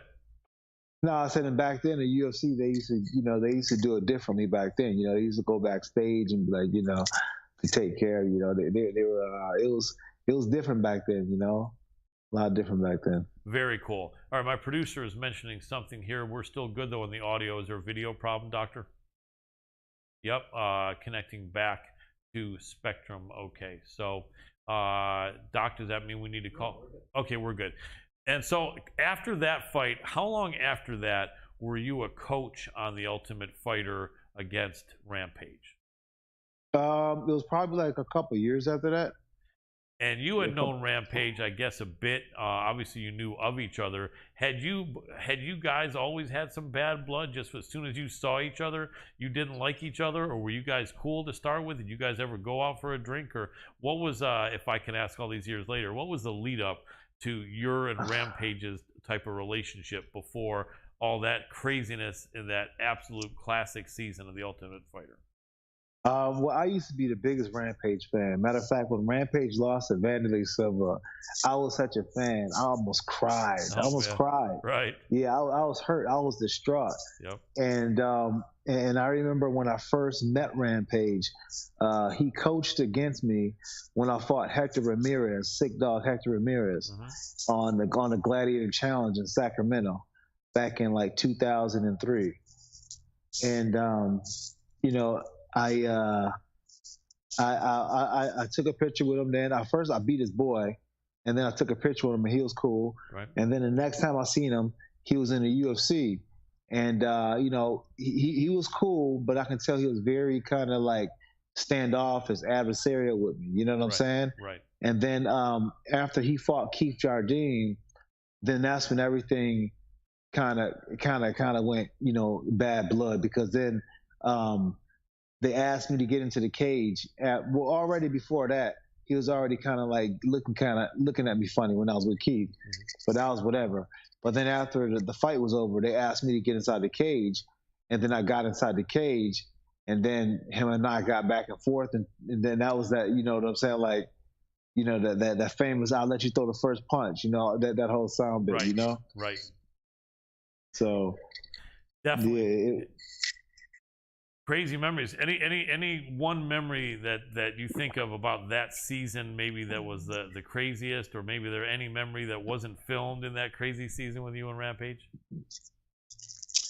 I just remember, like, you know, the beef was so thick between him and I, like it was like almost on sight, you know. It was so volatile to the point where, like, you know, they had to separate us a lot of times. You know, they have to talk to us about, like, you know, you guys can't be, you know, arguing and fighting all the time because we got to film some stuff. And even one time at the club, even out of offset, you know, we were at a club one time, and I was walking around, and he jumped up in my face, and we got into it in the club, and then he got me kicked out the club. No, you're kidding. Yeah, man. Yep. He got me kicked out the club, man. That's crazy. And then when you finally fought, you won that fight, I recall. Yeah, I did. Yeah, I won it. Did that squash it at all, or at least on your side? Yeah, it squashed it. I mean, not for a long time. You know, me and Rampage, after that fight, we didn't really, you know, talk too much. And then I talked to him a little bit when he had to fight Jon Jones. But then, like, we didn't really talk too much after that.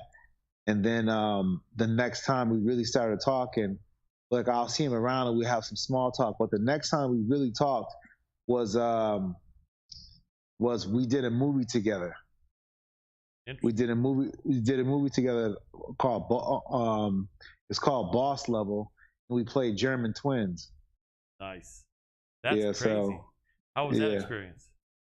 It was cool, man. It was cool to kind of sit back and just kind of, you know, really get to know him, because we spent like we spent probably like a month together. You know what I'm saying? So it was really good to kind of just, get to know him and just kind of, we trained together. We had a good time together, man. We really did. Cool. Did you like his performance of B.A. Baracus on the 18? Yeah, I think that Rampage is a great actor, man. I think he's a really good actor, man. I think he needs to do more kind of film, more on TV. I think he's great in front of the camera. He really is. Did you ever see a thing that was on YouTube probably 12, 13 years ago where him and Bobby Lashley were being driven over to go to some event and they had to stop and pick up King Mo? No, I never seen it. Oh, you have to see that. You have to see that because Rampage and King Mo had been talking about each other for a minute because King Mo was over there. It wasn't Pride, or maybe it was something. He was in something. Yeah. They hate each other. Those two don't like each other. Oh, and then Rampage said he came in and he said, "You look like James Toney on crack." And they went at it. It was funny. You have to see it. I think it was a two-part thing. And at a couple points, Bobby Lashley's sitting there, 300 pounds of muscle, trying to say, "All right, man, okay." And nothing was getting that dangerous or heated, but it was really funny because Rampage is in the front and he's turning his body backward to be able to talk trash to King Mo. Hey, Mo's brother. Hey, dog. Hey, dog. Hey, okay, Rampage. Okay. That was it. That's perfect. That's what King Mo was saying. Yeah, he was funny, man. Okay, dog. Okay. That was it. Okay, dog. Yep, that was pretty much it. And then Rampage was like nailing him, rat-a-tat-tat, throwing all kinds of stuff at him. And that's what he was saying. All right, you can say that, But that was definitely funny. Well, I'll tell you, Rashad, I don't want to keep you too much longer, maybe 5 minutes, although there's so much I could ask you, man, but I know I don't want to keep you up too late. So in the last 5 minutes I have you, man, you're doing commentary for the UFC, which is awesome, man. I love seeing you in that suit. You always look great. You came back and had a great fight in Eagle FC for Habib.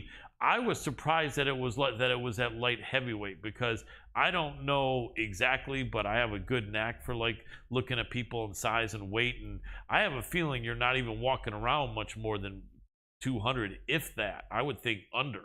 Am I right in that maybe you would have preferred that fight at middleweight, or am I wrong? Yeah. Then I weighed in at I was at 205 the beginning of fight week. You know what I'm saying? And I weighed in at 202 like 202. So right. I was light.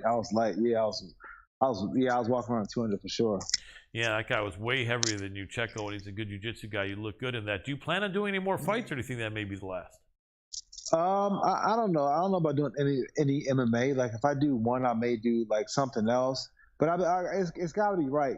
It's got to be right. And it's like this. It's like I enjoy where I am right now, but I also enjoy competing. I also enjoy the fact that it's something to look forward to.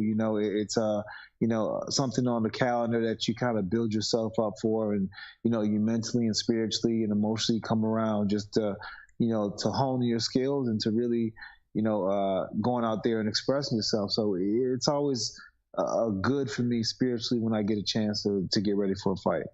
Makes sense. Question for you on the broadcast. You guys all have a lot of fun. You're normally there with what? Alan Joban and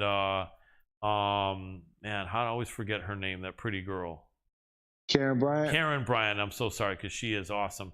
But you guys have a great rapport then. And is it normally just the three of you, or do they have some like Michael Chiesa jump in, or does it always alternate? Yeah, it always alternates. It has like Michael Chiesa's there a lot, Alan Joban's there a lot, Bilal Muhammad's there a lot.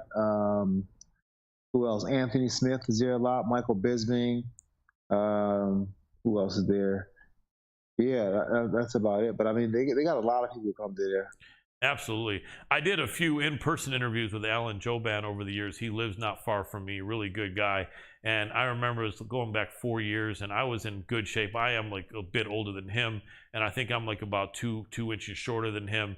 And I think I said, how come, as a guy who thinks he's pretty good looking and pretty good shape, how come I look old, short, and ugly in this interview? And I'm standing next to Alan Joe fan. And Alan said that? I said that. No, I said that. I said that. And my people are like, perfect. You hit it. But no, Alan Jovan's a good-looking dude, but he's a legit guy, man. He just really, that modeling just made him some money, but he's a legitimate tough guy. He had a great career, and I'm sure he's a guy you get along with. He's pretty sharp guy, isn't he? Yeah, he's phenomenal, man. He's one of my favorite guys to work with. We got a good rapport. You know, we get to train together. We can just, you know, kind of sit and just, you know, conversate with each other. And that's the best thing about, you know, working on the desk is that, like, everybody who works on the desk, you know, we're like family. We're all cool. When we get a chance to work together, we don't only work together. We hang out. You know what I'm saying? We really spend time with each other. That's very cool. And, you know, it's in a work atmosphere, to be happy and comfortable, man, it makes work so much better, doesn't it? Oh yeah, 100%. It's so much fun when you can go out there and have fun with your workmates and just, you know, really get to know them outside of being on a desk, because that's how you learn to play off each other. You learn to have like those little jokes and learn how far you can take a joke with them and just kind of learn, you know, you learn them. So then when you're on camera, you know, it comes across really good, you know? Absolutely.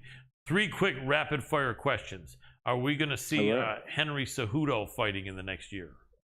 100%. Okay, because he's back in the talent pool. All right. How about this? Are we going to see Jon Jones fighting in the next year, and will it be Stipe, who they just talked about? Yes, and I'll say they're going to fight sometime in the fall, probably. All right, nice. Last one. Francis Ngannou. Are we going to see him fight Tyson Fury? Will he be back in the UFC? And then a third question, kind of dovetailing on the first question. Could he do anything against Tyson Fury in a boxing match with MMA gloves? First question, I think that he's going to do the Tyson Fury thing. All right. I think that, you know, it's probably just way too much money to leave on the table for him, you know? And yeah, I just don't see that he'll pass that up. Right. And do I think he has a chance with the MMA gloves on? Yes, 100%. And that's what makes a fight appealing. If it was in boxing gloves, you'd be like, oh man, Tyson's going to destroy him. But with the MMA gloves on, it kind of changes things up a little bit. I think it kind of gives Francis the advantage more than anything. I mean, listen, the Gypsy King, he's a gypsy, right? The bare knuckle boxing champion. So they have a legacy of that bare knuckle boxing, and I'm sure that they have all kinds of little gypsy, bare knuckle boxing secrets, or just kind of, small glove secrets. But I mean, Francis is something else. Like he's not normal. You know what I'm saying? He's just not normal. Yeah, he's a super talent. Do you think with no weight limit, Francis may weigh in at something like 270, 280 or something? Oh my God, yeah, maybe even like 290, wow. 295. Are you kidding me? You think he might be that big? Yo, he can get big easy. He can get big. Wow. And then he's going to be going up against a man who's a little bit taller than him, although the reach maybe not that different. Although I think maybe Fury has some reach on him. But yeah, man, and that's, that should be exciting, because I've noticed, and I was watching boxing for years, Tyson Fury has got good movement. He's got good power, but his punching technique isn't really that great. You've probably noticed. Yeah, I mean, he's got one hell of a snap. It's almost as if like he just snapping that glove out there, and it works. You know what I'm saying? Like he's before, it used to always look like he's slapping people, but he's starting to put some power behind it. That uppercut he hit Dylan White with, it almost knocked his head off into the center, into the rafters. But I think that with MMA gloves on, it's gonna be different for him to kind of throw that punch, because it almost looks as if like he flicks the glove out and he's hitting you with most of the glove most of the time versus that knuckle, So it's going to be interesting to see how those gloves changes up the way that he punches. Absolutely, love to see that, because it would be exciting, and I think it'd be good for both sports. Quick question: bare knuckle boxing okay for you, even if it's retired MMA fighters?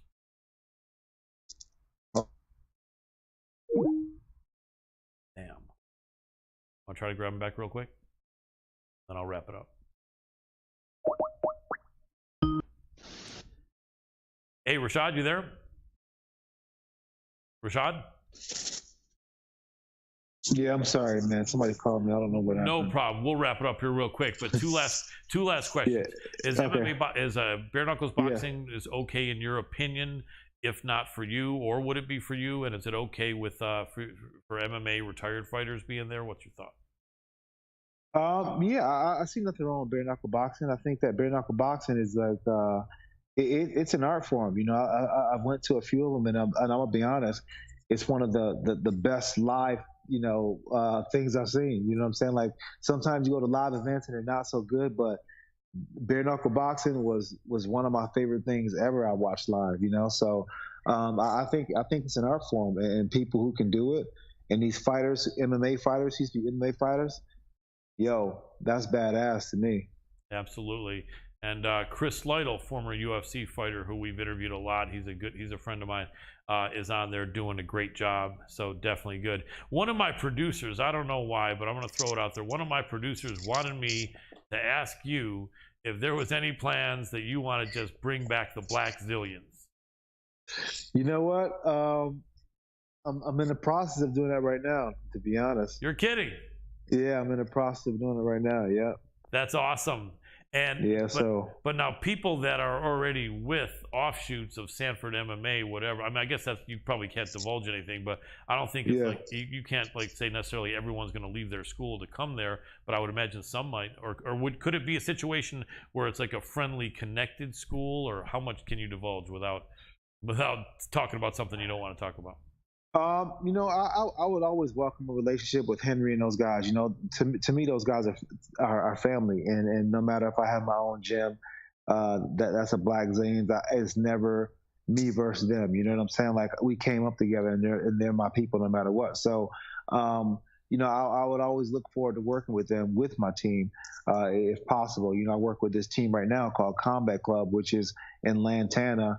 And they come and train at my gym sometimes, and I go train at their gym sometimes. And it's better to have some of those relationships. I think that a lot of times in this MMA space, it's all about this is my fighter, this is my fighter. You can't go here and you can't go there. I don't believe in that as a coach. I don't believe in that you have to stay in my gym. You can't go anywhere else. I believe that if you come and train with me, well, you pay me to do a job. I don't get it twisted. You know what I'm saying? I don't try to own anybody's career. So, it's up to the fighter where they want to train. I can only give them my best advice and guide them the best I can, and that's how I believe in coaching. So I don't try to stop my guys from going anywhere. But I don't also approach anybody to come to my gym. You know, if they want to come and train with me, they come and train with me, and it's not. I'm not begging anybody to do that, Absolutely. Do you live in Las Vegas now, may I ask, or is that private? No, I live still here in South Florida. Okay, very cool, very cool. A couple quick things. Kamaru Usman, pound for pound right now? Absolutely. Kamaru Usman is another animal right now. He's got it all. He's got punching power. He's got punching technique. He's got punching accuracy, punching awareness, vision on, defensively speaking. He's got pace. He's got wrestling. He's got, he's got it all, to be honest. He's got it all. He's got mindset. He's got discipline. That's why he's succeeding. He just have all these little things. Like even right now when, he's healing up, he's still, pushing himself in the gym. He's got one hand, so he's perfecting his one hand, and that's just the kind of guy that Kamaru is. But next time you see him fight, watch him be very, so much better with his other hand. It's going to be crazy. Absolutely. I can't wait to see it. He's an amazing athlete. I've had some good questions back and forth with him at post-fight press conferences. He's always a gentleman. Well, Rashad Evans, I appreciate you so much jumping on, man. In the last second, is there any website or anything you want to promote? You got any gear or any books or anything like that? Feel free to let us know. Yeah, you know what? I got this project, this NFT project, it's called Metatoads. Everybody look it up and go check out my Metatoads. You can go to my Instagram and check it out, and go to the to my click on page, and you can, click on and see where Meta told to take you, and get up to date on when the Meta is going to drop and what it's about, and how you can be part of the community. Excellent. Meta sounds cool. What's the Instagram address? It's Sugar Rashad Evans, at Sugar Rashad Evans. Awesome. Sugar Rashad Evans, so grateful to have you on. As you can tell, I've been a fan watching you from the beginning, and huge respect to you for your fighting career, UFC Hall of Fame, you being one of the most trusted commentators out there. You do a fantastic job. I really appreciate you, and it's been really a true honor and pleasure chatting with you. Thank you so much, man, for taking the time to jump on here with the MMA Power Hour. No problem. I appreciate you, and have a good one. Thank you. You too. And that was Sugar Rashad Evans. Dr. Adam Roorda, what a good guy, going down memory lane.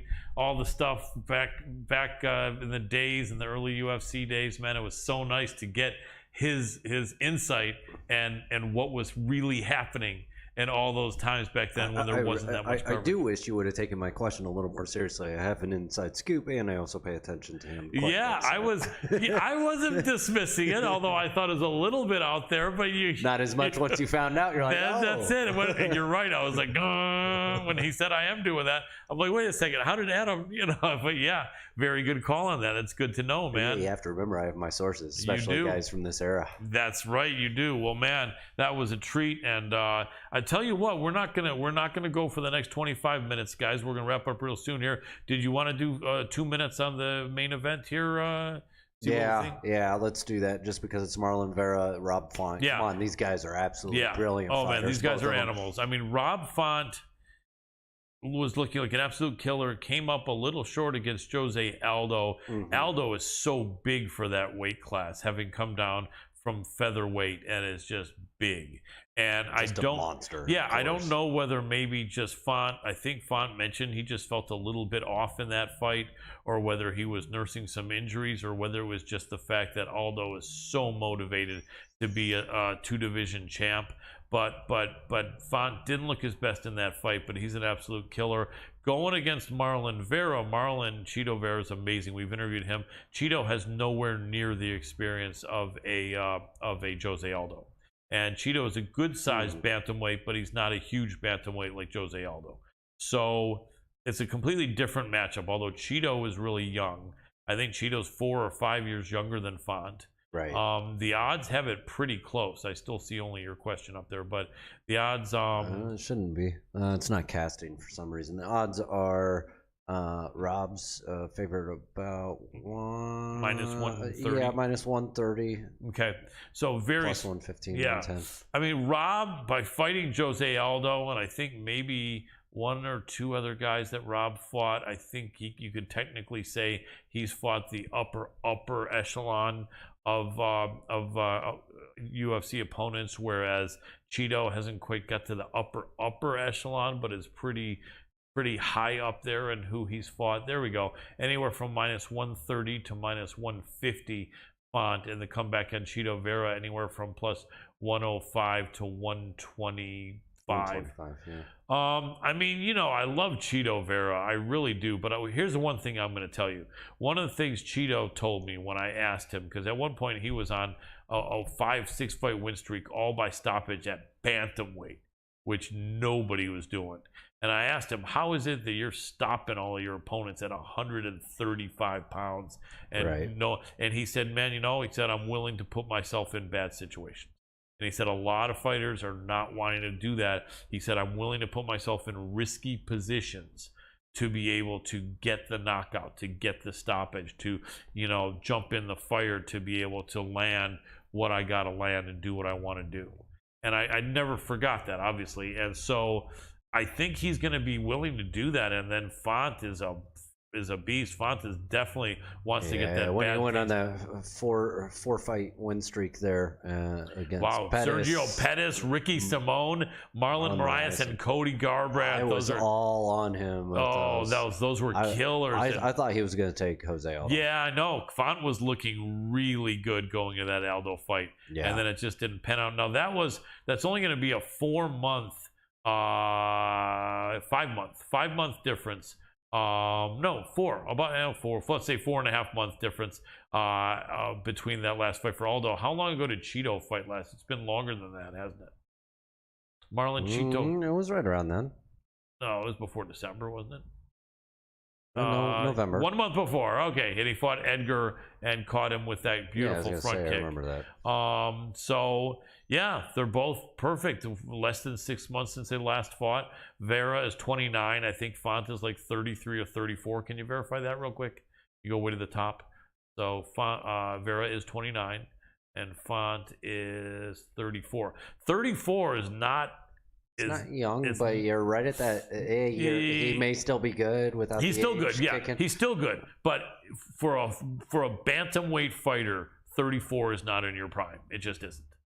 At that lower weight, your prime is done maybe 32. It's not unreasonable. Sorry to talk over you, but it's not unreasonable. But it's not your prime. That's my only concern. I think you still can be at 34. I think he's right in that range. Well, I think you can still be in your prime until right around there, depending on the person. Sometimes it's 35, 38 is when the testosterone levels naturally start dropping. But the lower weight, man, it's so much about reflexes and speed. Almost everything is about that. Put it this way: either way, Rob Font is great. If he's a shade past his prime, then you can't see it by his skills. Save for the Aldo fight, but then Aldo's. I thought Aldo was older than him, but he's not. He's got more miles on him, but I think they're the same age. Anyway, though, still, it doesn't matter. Even, you're right, at 34, Rob Font is a killer, but just the 5-year age advantage for Vera, it's tough, man. This is going to be a great fight. I think I'm still on that Font train. I think Font's going to take this one. The fact that he's gone 5 rounds against Jose Aldo and beat those other guys, and beat those other guys pretty decisively. That's why the odds makers have it a little bit in favor of Font, because this will be the biggest win if Vera wins, but it will not be the biggest win on his career if Font wins. See what I'm saying? Font's fought and beaten, those other guys we just mentioned, Sandhagen and I forget. I'm drawing a blank, but you mean Font? If we go to Font, I'm gonna go back. There we go. Font. There we go. Font.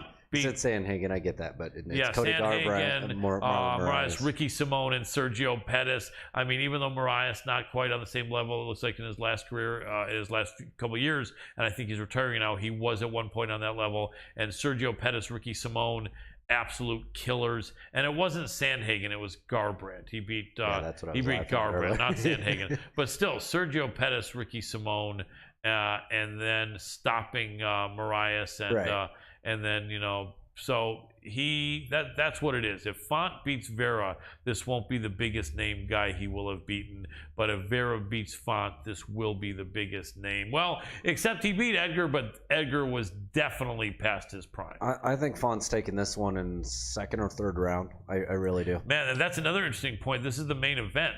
So this is 5 rounds. It's going to be don't miss this fight, guys and girls.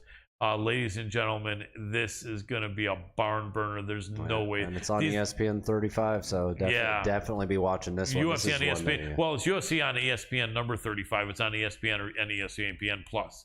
Not a pay-per-view. These guys are going to beat the brakes off each other, so you don't want to miss it. And I'm going to go the other end. I'm going to take a risk and go on the dog Marlon Cheeto Vera. 2nd or 3rd round, Rob Font is what I'm taking. We will see. Well, hey, everybody out there, want to say thank you for tuning in.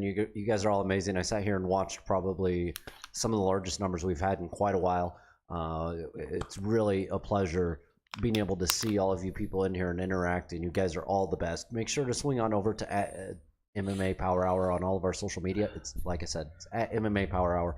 Also, make sure to head on over to lithtoken.io. It's LITH token.io. Check out what we're doing with physical NFTs on top of Rashad's Metatoad projects that they're checking out. I'm going to have to reach out to Rashad, see if we can work together on something. But we have a whole entire marketplace being centered around physical NFTs with one-of-a-kind patent-pending technology. So definitely check out what we're doing. It's absolutely huge. And then also check out Colin's cross-train MMA fighter.com. And Colin, I'm going to pass this one over to you. It was another amazing episode. 2 great guests tonight. And everybody out there, I'm tapping out and handing this over to Colin.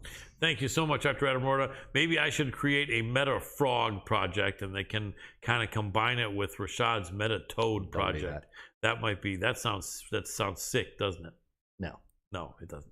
Anyway, it's a good thought, though. And Rashad may like it. You don't know that, do we? I don't know. Do you guys? Maybe. Anyway, but don't worry about that. You'll talk about the other stuff, and you'll get the Meta Frog Toad going. Great stuff, Rashad Evans. The first guest is Devin Clark. Thank you so much, brother. Really appreciate you. Second guest, Sugar Rashad Evans. Thank you so much, brother. Really appreciate you. That's about it, Dr. Adam Roorda, for all the work you do. Man, I'm so grateful. Really appreciate you, buddy, for over 5 years now. That's about it. You guys go out there and spread the love in a positive way. Be that guy, be that girl. Give someone a call. You haven't had a chance to call and let them know you still have their back and you're thinking about them and you care about them and you love them. Those kind words may be just what someone needs who is really down and feeling like giving up. So go ahead and do that. Treat yourself good and gentle, and give yourself the love you need. We all need that. Take good care of your pets. Make sure you walk your dog whenever he and she needs it. Cat litter box is clean, and fresh water, fresh food, and a warm place when it's cold, and a cool place when it's warm. That's about it for the entire team here at the MMA Power Hour.